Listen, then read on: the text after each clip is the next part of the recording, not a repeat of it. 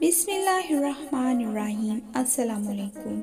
सुख की रोशनी के तमाम व्यूवर्स को मेरी तरफ से खुश आमदीद। उम्मीद करती हूँ कि मेरे सभी व्यूवर्स खैरियत से होंगे और रमज़ान मुबारक की बरकतों से फजीलतों से मालामाल हो रहे होंगे।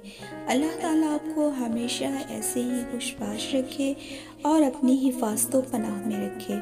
तो आइए आज की खूबसूरत वीडियो का आगाज़ करते हैं। सहरी में बरकत। नबी अकरम सल्लल्लाहु अलैहि वसल्लम ने फरमाया, सहरी खाओ क्योंकि सहरी खाने में बरकत है। यकीनन अल्लाह और उसके फरिश्ते सहरी खाने वालों पर दुरूद भेजते हैं।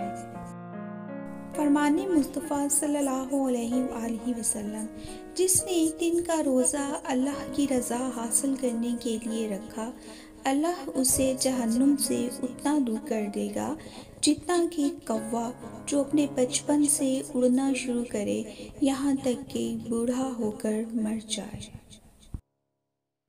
रसूल कायनात सल्लल्लाहु अलैहि वसल्लम ने फरमाया, रोज़े सिर्फ खाना पीना छोड़ने का नाम नहीं है, बल्कि रोज़ा तो हर लगव और रफ़स से बचने का नाम है।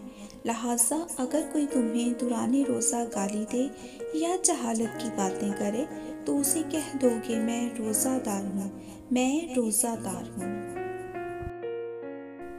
रोज़ा और सब्र। कबीला बनी सलीम के एक सहाबी शख्स का बयान है कि हज़ूर अकरम सल्लल्लाहु अलैहि वसल्लम ने अपने हाथ पर शुमार करके फरमाया कि तस्बीह निस्फ मीज़ान को भर देती है और अल्हम्दुलिल्लाह पूरे तौर पर पुर कर देता है, और तकबीर जो कुछ ज़मीन और आसमान के बीच है सबको भर देता है, और रोज़ा निस्फ सब्र है और पाकीज़गी आधा ईमान है।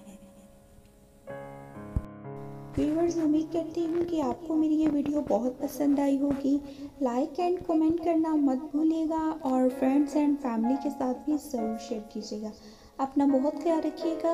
अल्लाह हाफिज़।